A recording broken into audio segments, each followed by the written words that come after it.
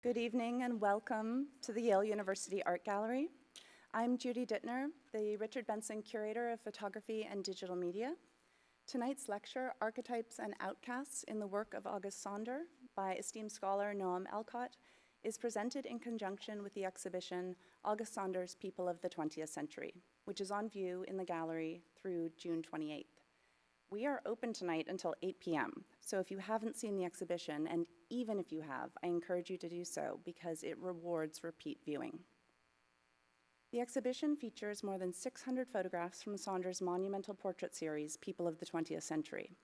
These portraits, taken between the 1890s and the early 1950s, were printed in the 1990s by Gerd Sonder, August's grandson, and depict Germans from all walks of life and social classes, arranged according to a unique social taxonomy.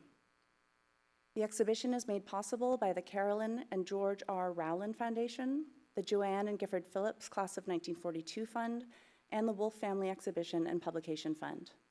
The program is sponsored by the Martin A. Ryerson Lectureship Fund. I'm delighted to have Julian Sonder, Gerd's son and August's great-grandson, in the audience, and I'm grateful to his expertise and intellectual generosity. It is my distinct pleasure to introduce Noam Elcott, Associate Professor of Modern Art and Media at Columbia University and a Leonard A. Lauder Fellow in Modern Art at the Metropolitan Museum of Art. Professor Elcott is currently working on a definitive account of people of the 20th century, and from 2016 to 2021 co-directed the August Sonder Project with Sarah Meister, convened by MoMA and Columbia. Tonight, he will discuss the structure of Sonder's project and his engagement with socially marginalized groups, offering new research and insights into the work.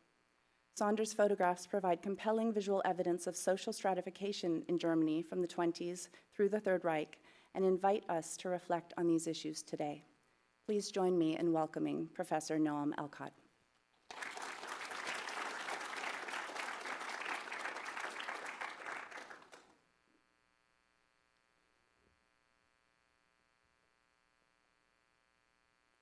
I want to begin with thanks, first to Judy Dittner for this invitation and, more importantly, for curating such an astonishing exhibition. By a show of hands, who has seen it already?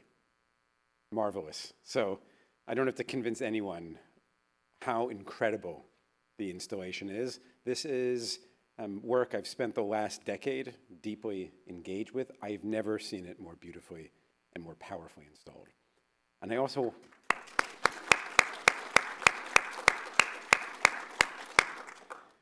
have to thank Julian Sonder, without whom this could not have happened and without whom I wouldn't be here working and speaking about this material. It's a great pleasure and honor to be in dialogue with you now for many years.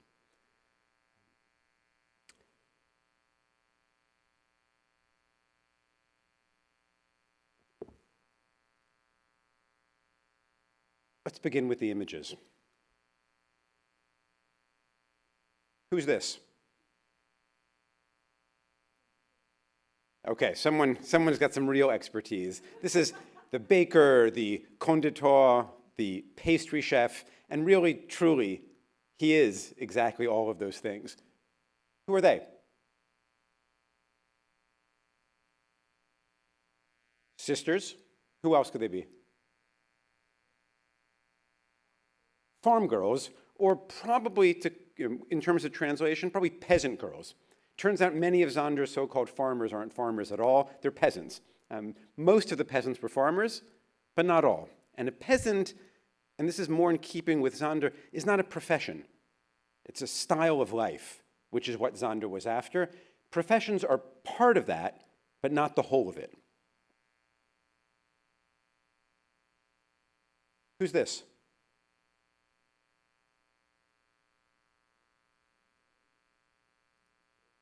Yeah, it's a coal heaver.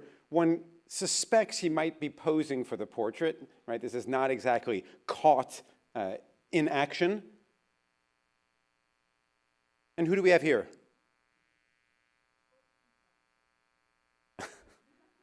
Indeed. And how might we refer to him in English? Frat boy is exactly right. Okay? He is a frat boy of the 1920s. Frats, or corps, in the 20s, very tied to militaristic traditions.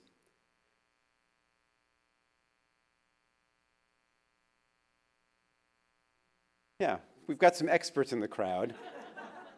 And I do feel like the tilt may indicate that we've got a sailor of various kinds. It's Abgebauter is the term. He's a sacked sailor, right? There's an aggression to his new status. And finally, who is this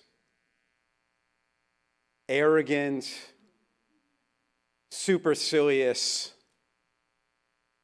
figure? Could only be the art historian.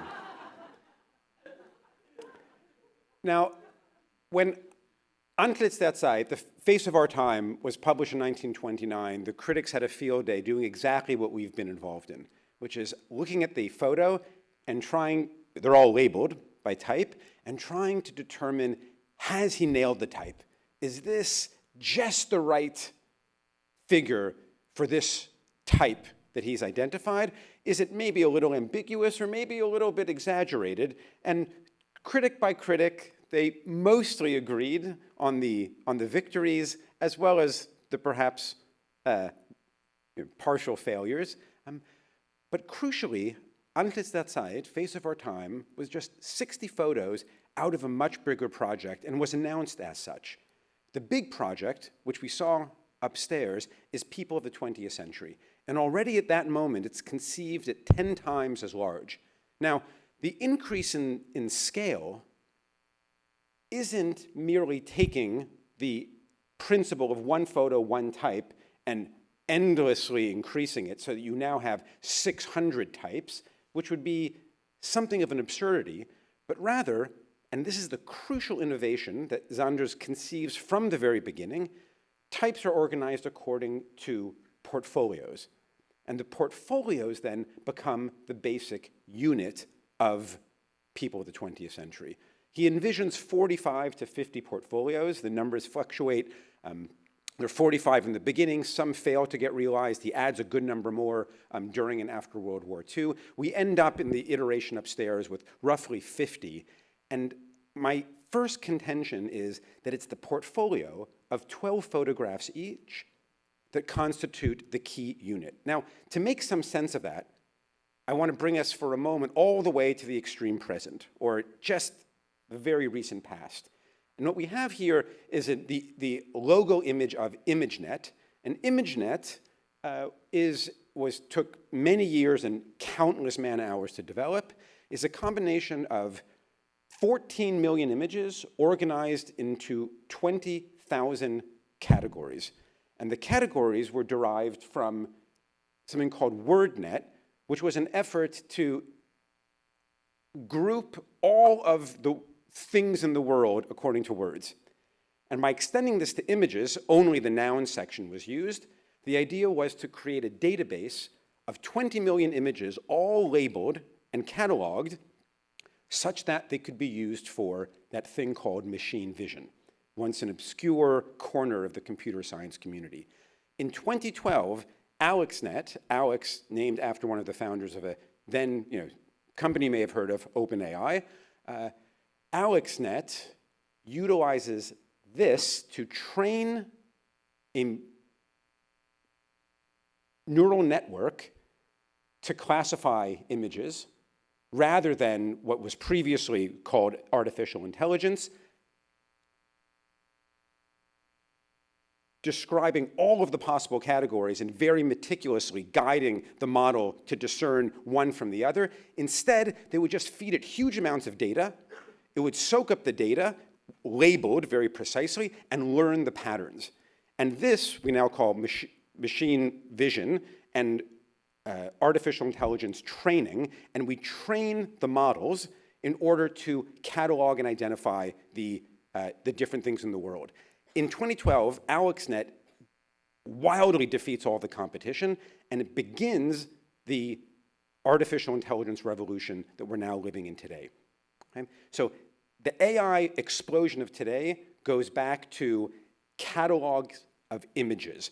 And I want you to pay attention to the words on the left and the groups of images on the right. But before we do that, let's have a little game. Here are 6 images that look like August Zander. Some of them are by August Zander, some of them are AI generated. Okay? I did a little side project and doing some AI side projects. So take a moment and decide for yourself which ones are AI and which are August Zander.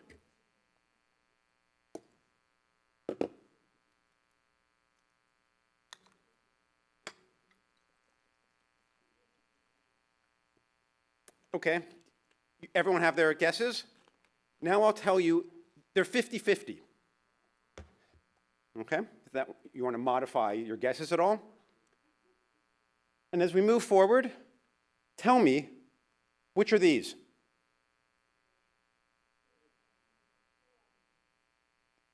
What's incredible is that every time I do this, the response is roughly the same. Nobody knows. These are real. These are AI. Okay? The 6 fingers is the real, is the beautiful thing. This I left in on purpose. They don't do it anymore, so this is a little artifact for the future. What I want you to recognize is that that incredible reproduction, right, that like almost perfect imitation of August Zander's style is a product of the neural network training that involved, in its breakthrough, organizing lots of things and labeling them into categories and then finding images in which you could fill up those categories. Now, with that in mind, if we mentally go back upstairs, we realize that what Zander did was construct a huge training data set for us to recognize social types.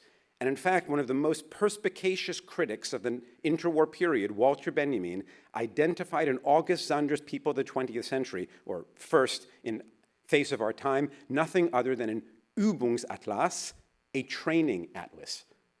So he is explicitly training us, the viewers, to see social types. And the mechanism for doing so is to organize into different groups and then portfolios, and grouping within each of those portfolios 12 exemplar of the type. 1929, he publishes Antlitz that site. It's published in the context and coming out of this group of constructivist communist artists named the Progressives, now known as the Cologne Progressives.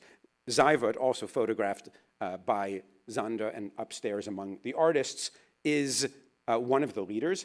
And here you can see that he's reduced the human form to an absolute abstract type.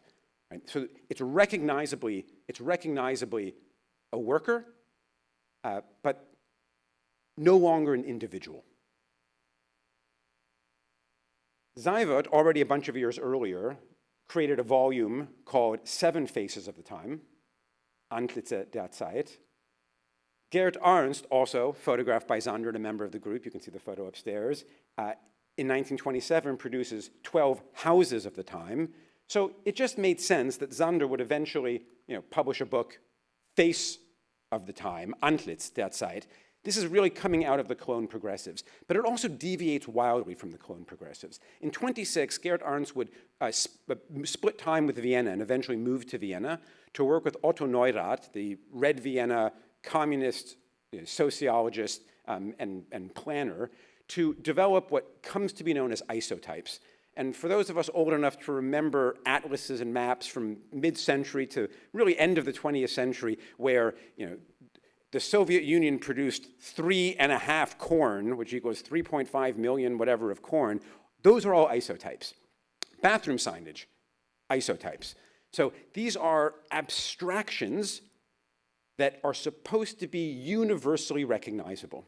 And he develops this coming out of the same basic philosophy of the Cologne Progressives that inculcate Zander's project as well. So here we have on the left, I don't need you to shout it out, mother and child. We'll focus on the Nazi in the center of the middle one, and then man and woman. Now the fundamental difference between what Gerd Ernst is doing and what Zander is doing is that Zander does it not in these abstractions, but in photographs. And what we know about photography is that every photograph is unique. So unlike the artists, the painters, the graphic artists, Zander is forced to deal with particular realities. And it's in the negotiation of the particular and the type, the concrete and the universal, that Zander's project gains its primary tension. How do we resolve this negotiation? One possibility is we find somewhere lurking about, preferably not too far from home, the Platonic ideal of the type, in this case, the pastry chef. Maybe one day, people will stop recognizing the pastry chef in this photograph, but not in my lifetime, right? He has found the perfect Platonic ideal of pastry chef in this photograph. But there's another method as well, and as we know from machine learning and machine vision and ImageNet, it proves fantastically successful. The other possibility is that you group these types together to create a more abstract type, in this case, the master craftsman. Now, the master craftsman has many different forms. Some are locksmiths and tannery owners, or innkeeper, or upholsterer, or pastry chef. But if you study them together, you move from the particular type to a more abstract universal type. And this is the power of the portfolio for August Zander. How does it then manifest? Yeah. So we remember this, just a quick refresher. This is the original circa 1927 model for the whole project. It's 2 pages. Here's the first page. The 7 groups remain the same. The roughly 45 portfolios are mostly realized. Some are added. Importantly, you can see these changes here in various forms. The most important, by far, the most important changes actually come on the second page, all in the group of the city or the metropolis.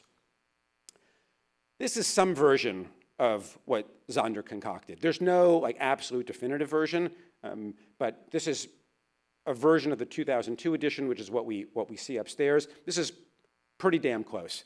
How do we navigate it? Let's take one example. Group 2 is der Handwerker, or the manual worker. These translations are all somewhat complicated. The first portfolio within that group is the master craftsman. That's what we looked at. Okay? So the crucial thing is that when we think of a photo like the pastry chef, we don't think of it in isolation, but in relationship to other master craftsmen, and not only that, master craftsmen in relationship to other laborers, which take on very strange properties in Zander's rather idiosyncratic social taxonomy, because they include the industrialist, workers, more like factory workers, and the technician and inventor. These are basically white-collar workers.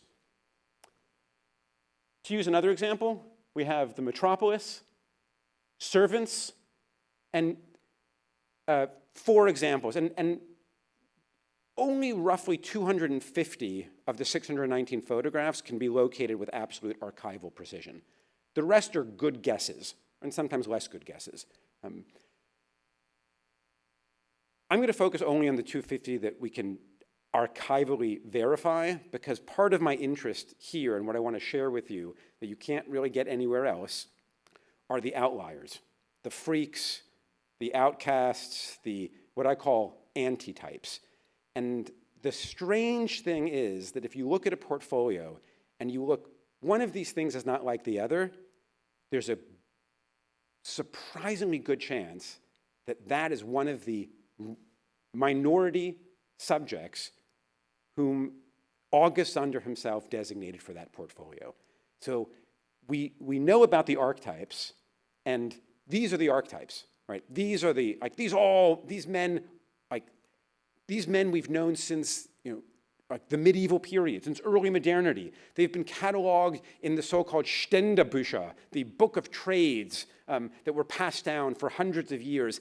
Again, there may come a point where we don't recognize this man as the pastry chef, but we'll all be dead. These are the perfect archetypes. I'm interested instead in the antitypes. Let's give one example, the businessman. Now, it turns out there are only 4 images that we can, with archival certainty, locate in this group. These are 3 of them. The others upstairs are also good guesses, probably make a ton of sense. These are the people you'd expect to see. The first one is an administrative director. The second one is a young businessman. The third is a merchant of the door-to-door variety. It's a pretty reasonable swath of businessmen as constituted in the 1920s. Broad enough that we could imagine a whole range of businessmen partaking in this portfolio. But I would venture that nearly nothing prepares us for the fourth photograph that, on the negative, is designated for this specific portfolio, and that is the match seller. Now, to get a sense of just how strange the match seller is, we need to jump a little bit into the 1920s and into the reconstitution of the project in the 1970s and 80s after Sonder's death. As the sociologist Georg Simmel keenly recognized in his early 20th century treatise, Soziologie, this first major publication of sociology, quote, "Just because someone is poor does not mean they belong in a socially defined category, that is the stratum of paupers.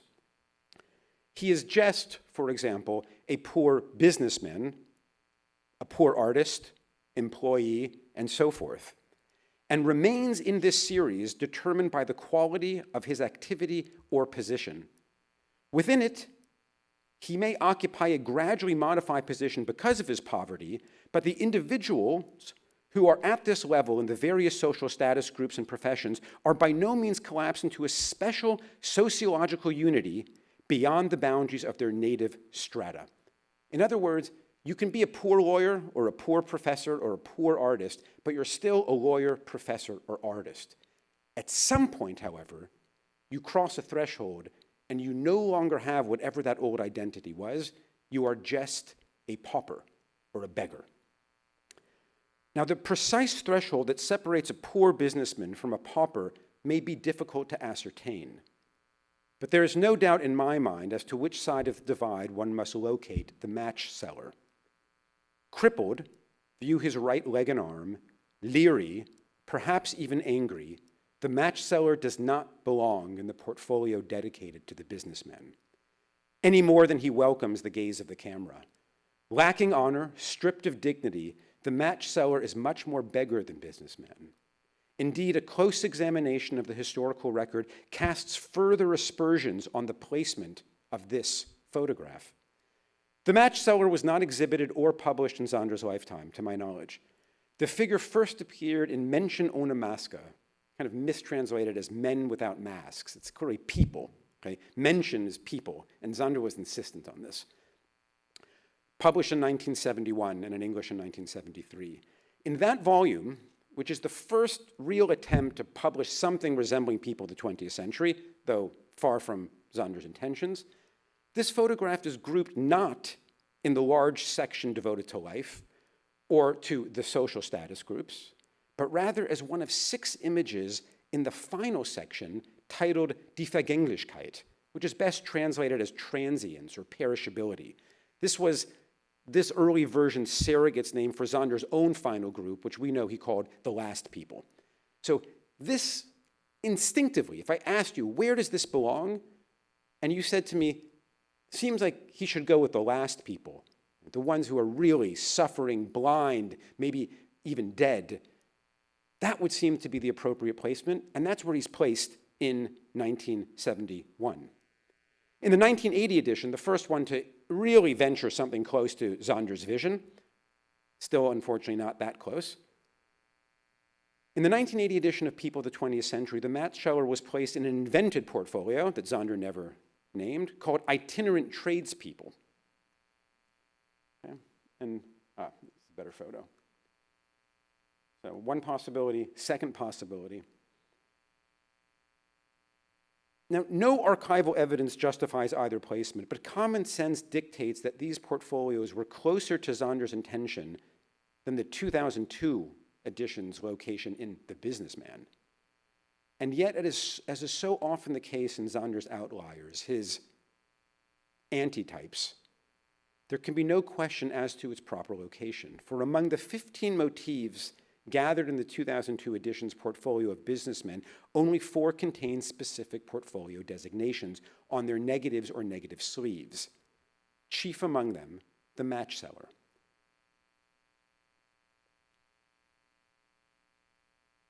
Zander marshaled his keen powers of observation and his abundant photographic skill to capture an impressive range of businessmen, only to detonate that typology through the crippled, cagey match seller.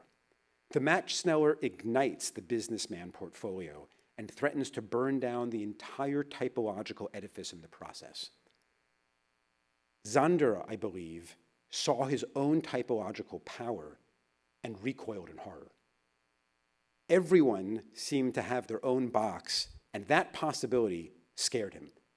And so he inserts in certain portfolios these figures who clearly do not belong there to question the entire motivation behind social taxonomy. Now, there are a whole range of examples that I could point to, but in the interest of time, I tend to run late. We're going to race to the end now with some of the most extraordinary examples, which you can see upstairs, and really only upstairs. It never, like this one, hopefully this will be exhibited many times over, but let's cherish this opportunity while we have it. Now, I want to focus on Raul Hausman. A few things to note. One, Raul Hausman was among the leading Dadaist artists. He's one of the inventors, whatever that might mean in this context, of photomontage. And unlike most of the artists that we see represented in the group of artists, and in fact, many of the people represented in people of the 20th century, Zander had no personal connection to Hausman. He gets a letter in recommendation from Seiwert, aforementioned Cologne progressive artist, and goes to Berlin and photographs him in Berlin in 1929, but otherwise they have no further connection of any kind. So this is, as we'll see, an artist that Zander respects a great deal, but not one with whom he has any personal connection. As I'll repeat in a little bit, but want to underscore now, in 1931, Zander's given the opportunity to give these radio lectures describing the history of photography. And he begins at the origin, and he goes through any number of different issues, including scientific photography and photography as a universal language. It's the only of the 5 lectures that has been published in German or English, or I should say in English or German. And the 6th one is called Der heutige Stand der Fotografie, the status of photography, the condition of photography today. And in this essay, which is a blistering attack on the state of photography on the whole, he singles out only 2 artists working with photography of any note. One, of course, is August Zander, who practices the reine Lichtgestaltung, pure formation in light, very strange formulation for himself. And the second artist practicing commendable photography is Raul Hausman through photomontage. So the respect for Hausman is immense. The second thing that's worth noting is that Hausman is a minor celebrity.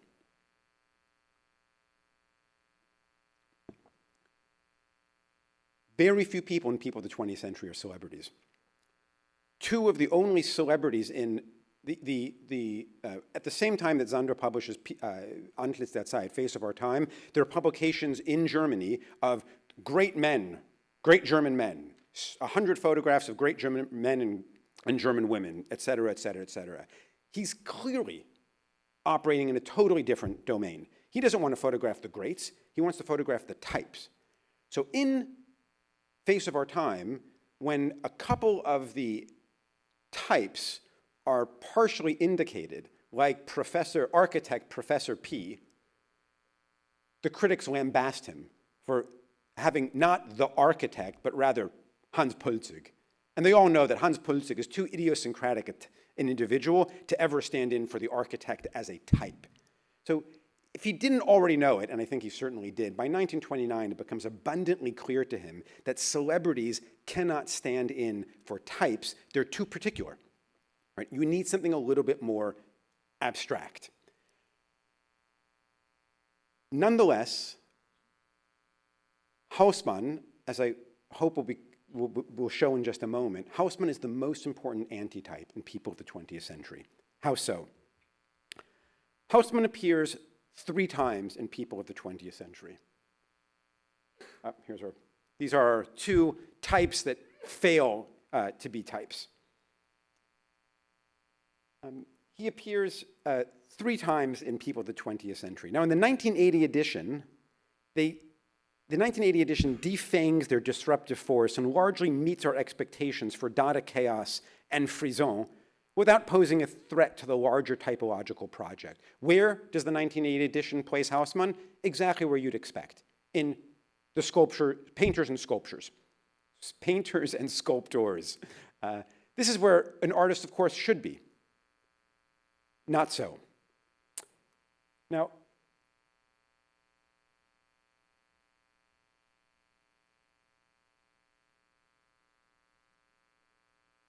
what we have instead, according to the specific notations on the negatives and negative sleeves, is Zander exploited Hausman to shake the foundations of People of the 20th century. He assigned Hausman to 3 distinct portfolios spread across 3 different groups. We find him here in the technician and inventor. We find him in the portfolio titled Woman and Man. And we find him in the portfolio titled Types and Figures of the Metropolis. In each instance, his presence is calibrated for maximum disruption. Let's go back a bit. First, the technician and inventor. Hausman fancied himself an inventor and even took out a patent, along with the engineer Daniel Broido, for the optophone, a device to convert sounds into luminous form and back. But to include a Dada artist in a portfolio of technicians, that is, the quintessential white-collar employees, salaried masses, gray suits, the new middle class, or however one else wants to define it, is to turn the concept of social status group into, well, Dada. You know, he's wearing the suit, but no one's going to, who recognizes Hausman, is going to believe that he embodies the archetype, the type of the gray suit, right? No way.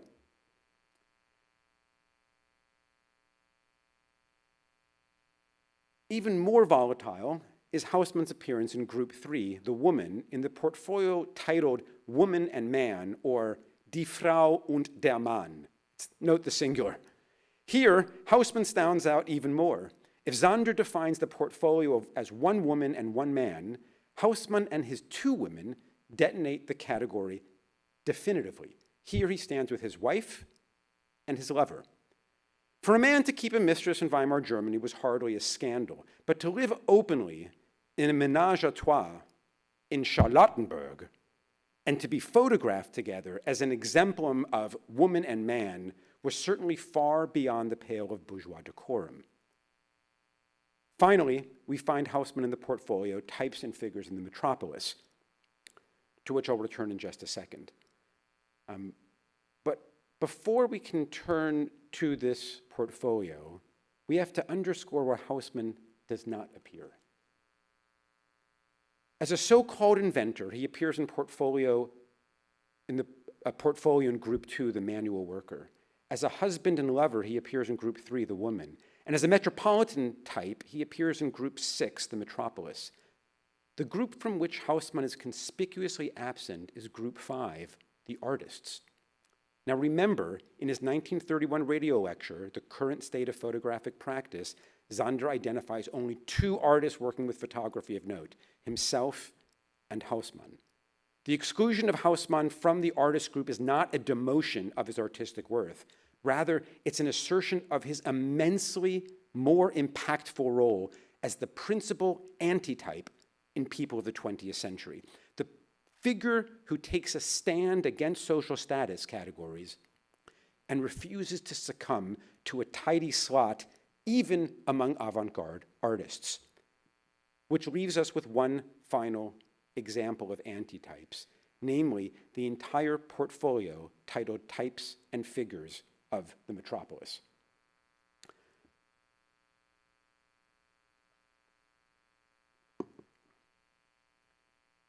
In the oldest extant description of the project, the 1925 letter from Zander to the photo historian Erich Stenger, Zander drew an arc from peasants to the intellectual aristocracy, the Geistesaristokratie, to be paralleled by a project that plots the trajectory from rural village to the most modern metropolis. So in the great essay by Ulrich Keller from 1980, which informs so much scholarship, he makes one catastrophic error, which is he adopts this Spenglerian narrative of decline, which simply doesn't hold up. Okay? The metropolis is a complicated place for Zander, but it's absolutely not the site of decadence and decline. If the portfolio of archetypes, the Stammmappa, is the quintessential rural portfolio, then Types and Figures of the Metropolis uncomfortably embodies the urban social milieu. Indeed, Zander designates 8 motifs on their negatives or negative sleeves for this portfolio, among the most for any portfolio. So his investment in this portfolio is tremendous. In Types and Figures of the Metropolis, Zander distills 2 extreme faces of metropolitan life. On the one hand, there are the bohemians, Hausman, whom we recognize, and then Willy Bongard and Gottfried Brockmann, 2 young artists who at this point are so piss poor they're lodging with the Zander family, as well as one more figure to whom we'll return in just a few minutes. On the other hand, there are society's delinquents and residues, the casual worker, the unemployed, over here. Oh, I missed one. The sacked sailor, the unemployed, the criminal type, and the asylum inmate. Zander chronicles a frightening descent from precarity to pauperdom as chartered by Zimmel, and further still to criminality and insanity, a social collapse through which individuals are stripped of their individuality, their humanity. The casual worker retains an air of honor even as he is deprived of all security and banished to the outskirts of the metropolis. This casual worker is, in today's language, the gig economy employee. From here, the descent is rapid. The sacked sailor, abgebauter Seemann, that is not only unemployed but expended. And the unemployed are the notorious final images of Face of Our Time. But unlike Face of Our Time, these broken men are but the midpoint in the progress of social dispossession. The criminal type, a particularly brutal conflation of Zander's typological project and disciplinary power, and finally the asylum inmate, perhaps the most dishonored subject in the whole project, a project in which Zander finds the honor of almost every single individual he photographs. The sacked sailor, the unemployed, the criminal type, and the asylum inmate are stripped of all status, humiliated in the sense that, quote, humiliation annuls the status of individuals to even claim status. For good reason, modern scholars describe such humiliation as losing face. The descent from precarity to criminality to insanity and violence, and the violence and power afforded systems of classification accord all too well with Michel Foucault's account of disciplinary systems.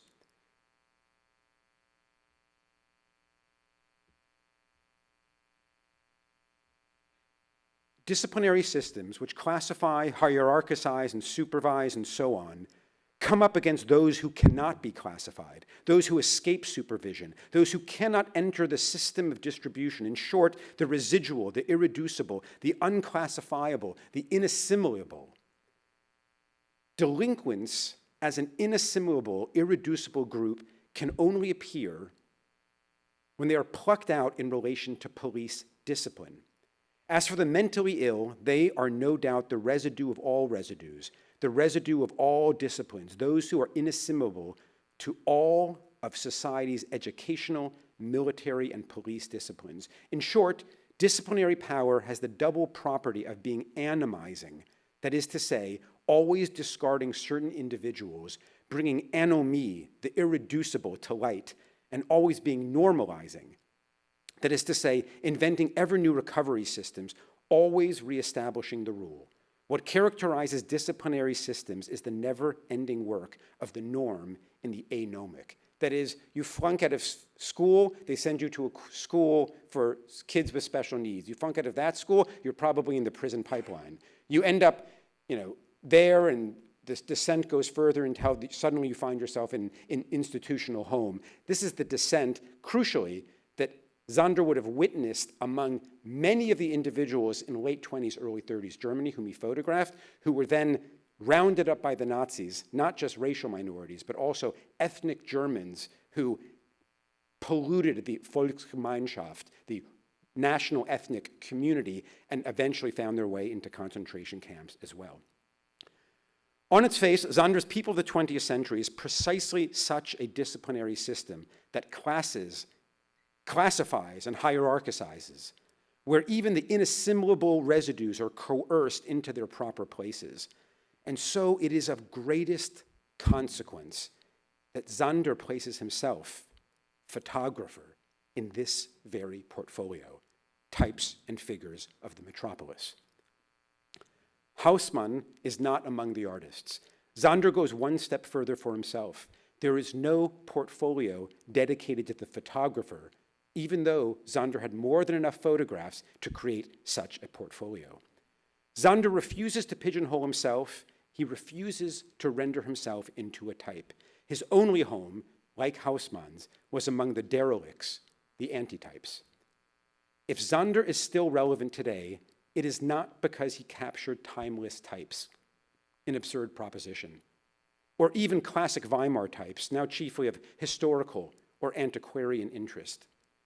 If he is still relevant today, it is because he captured a core dialectic of modernity, the need to classify oneself and others in terms of social standing, and the countervailing necessity to reject rigid social status hierarchies.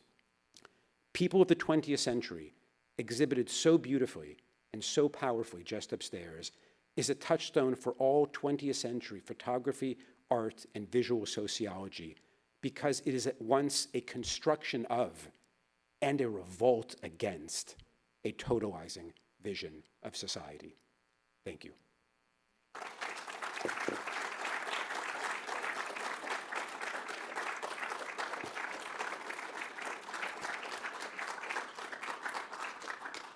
Now, this is still a work in progress, and I love questions, so please do not hold back.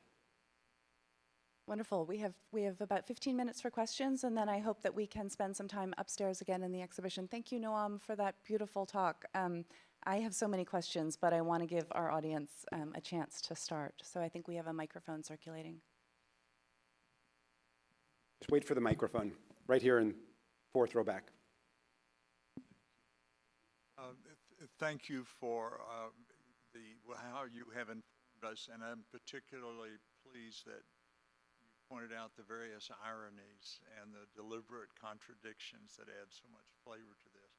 The question I have actually may be one of the curator's role.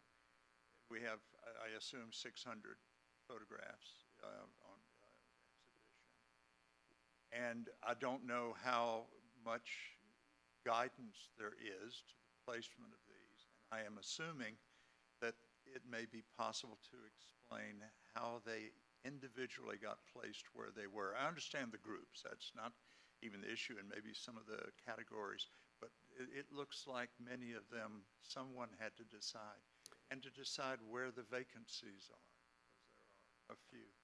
Yeah, I think this is a two-part question. One is the particular installation, and I think it would be wonderful to hear about that. The other is the archival question of who goes where. And when the tragedy is there may be 1,800 or so photographs, possibly much more, but at least 1,800 photographs associated with this project.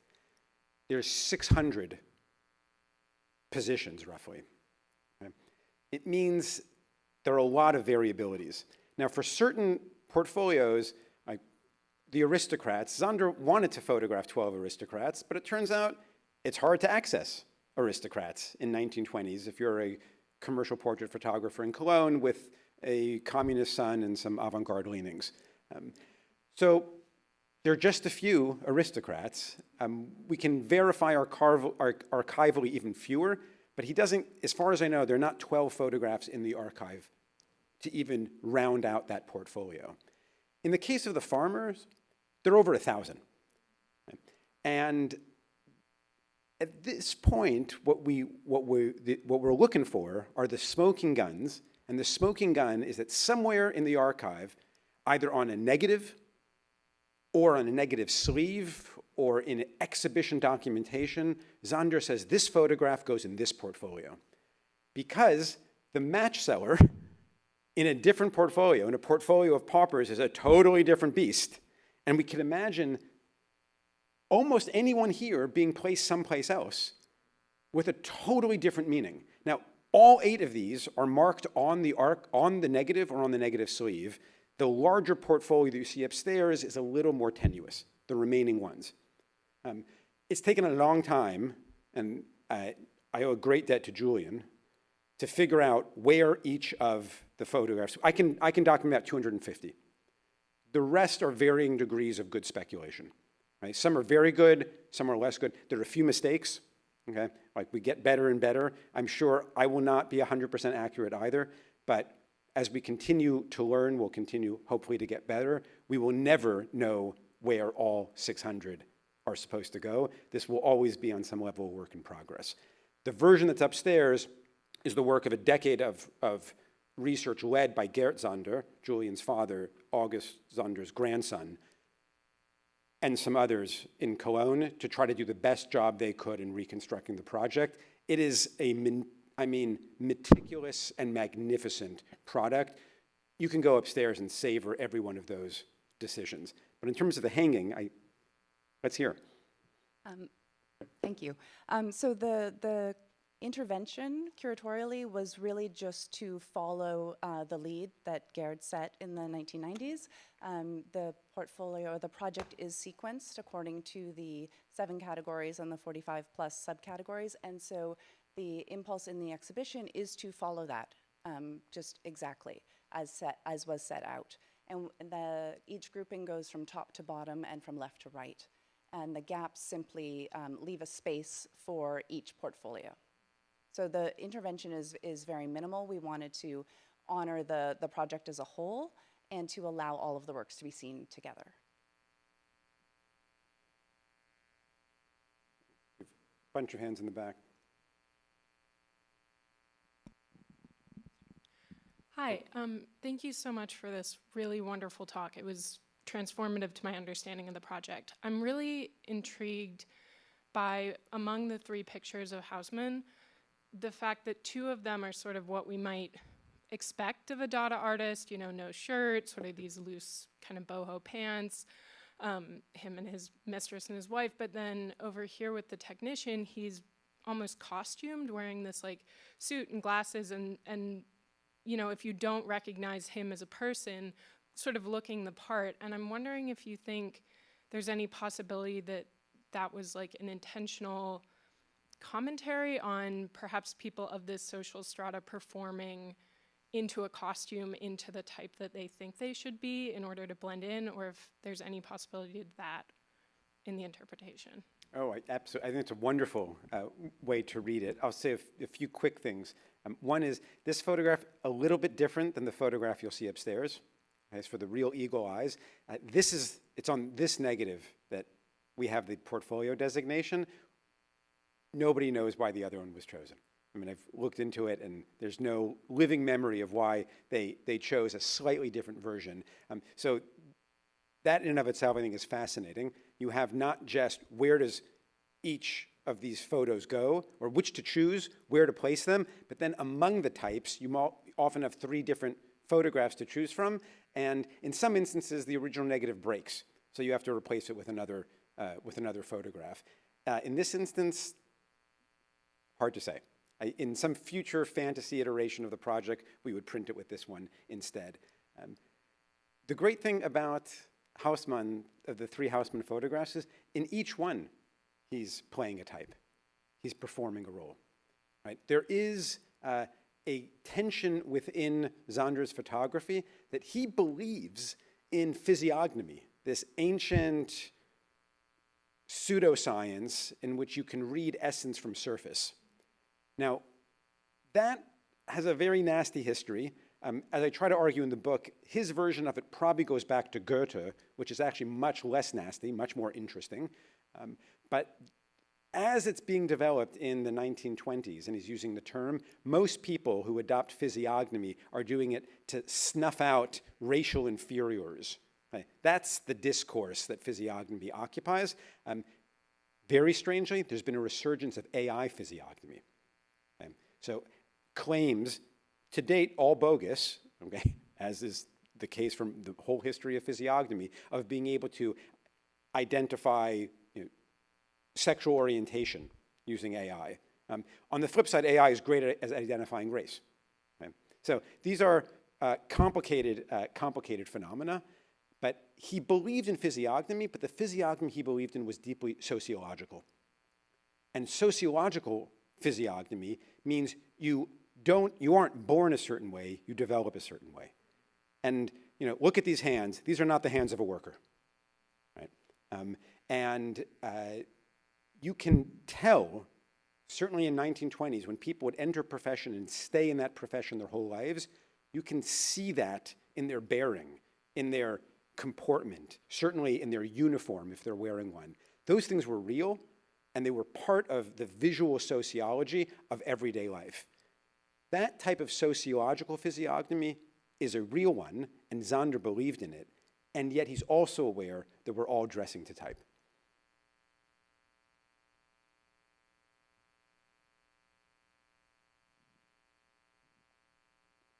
Hi, thanks for the talk. I was interested in your thesis about Zander being interested in detonating categories and sort of setting a match to the categories, and was wondering maybe if you could speak just a little bit more to how that's in tension with the rest of the work.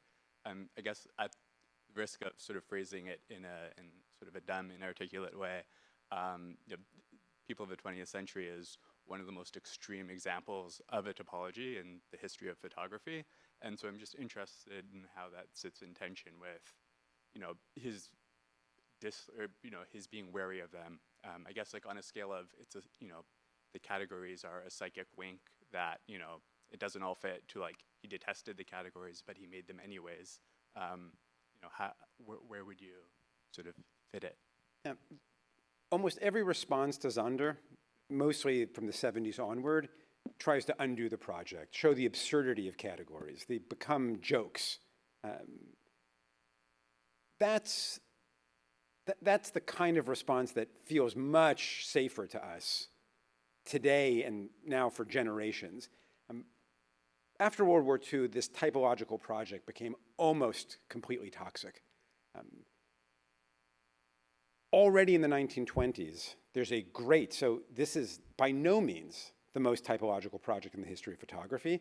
This builds on many, many decades of ethnographic typologies that divided the world into different races that follow almost the exact same format.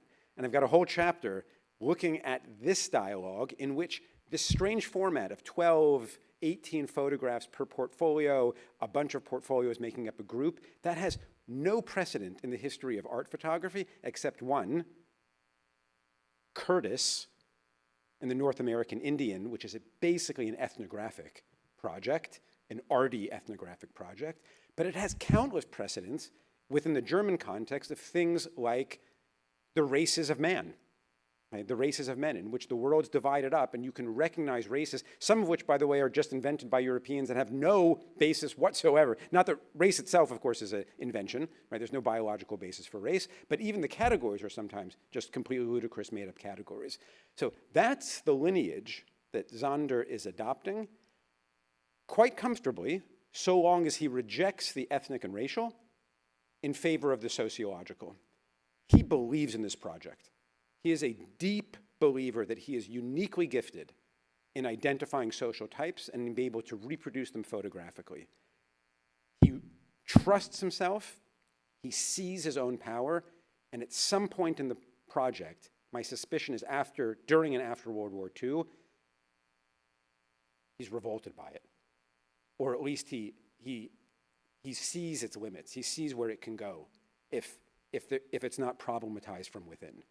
And so the so-called antitypes are the exception, right? The portfolio of the master craftsman that I began with, that's the great portfolio. That's what Zander is after. Every one of them is a perfect type, and the group itself captures a social phenomenon meticulously. But he won't stop there. He needs these antitypes to at least gum up the works and provide some type of flight out of what could be the iron cage hell of typology. So yes, he believes in it, and yes, it has its limits.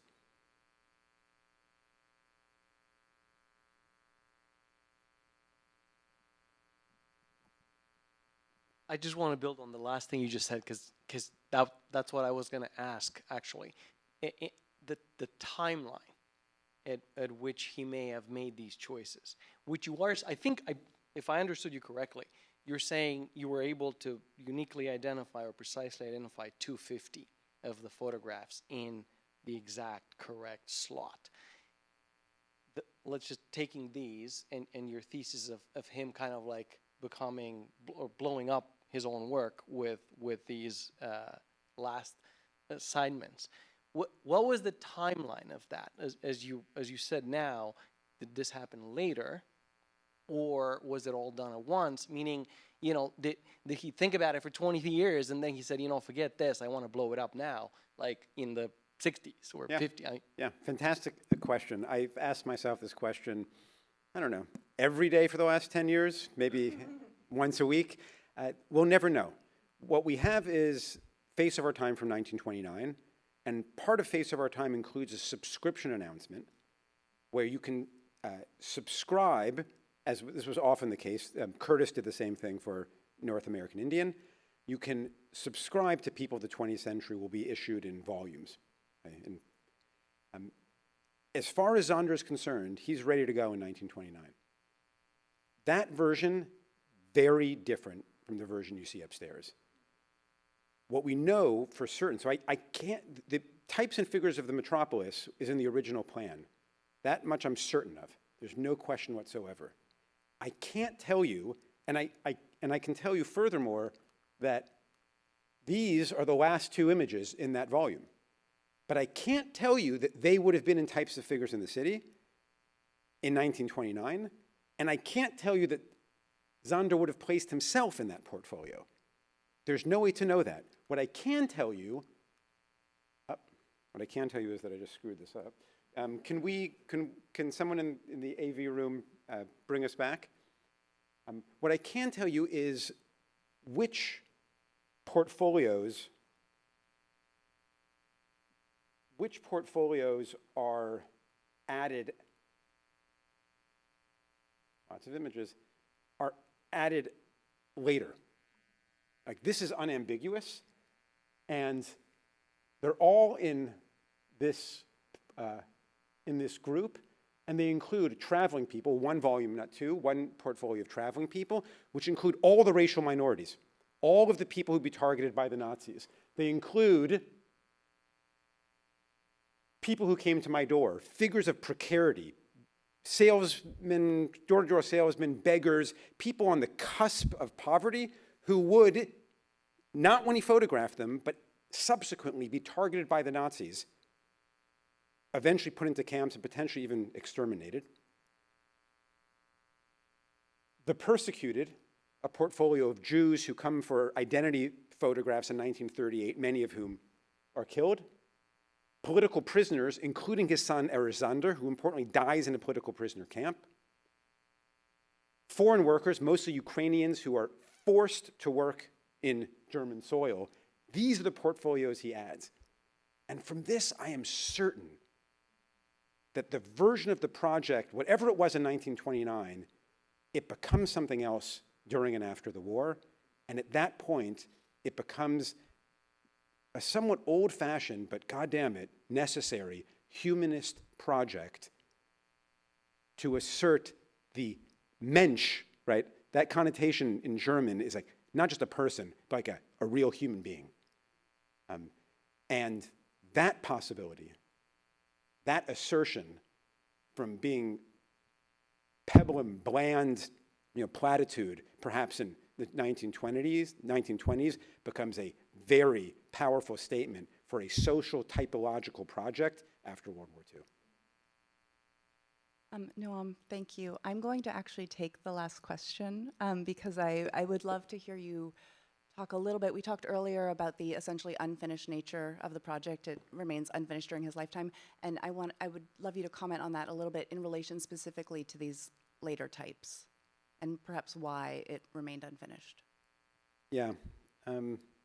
Anyone going anywhere?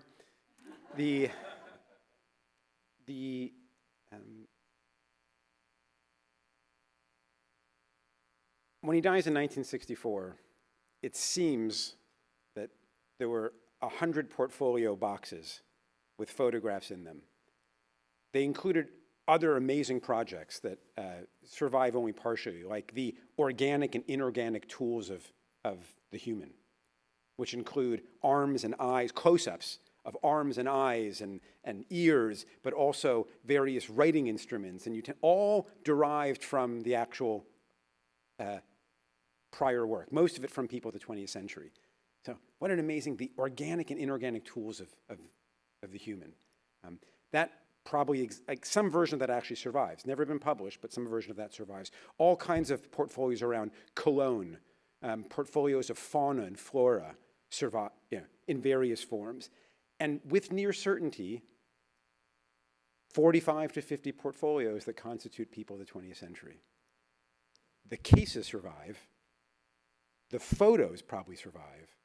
But we can no longer, but they were sold off individually without any record being kept, and we can never put them back together.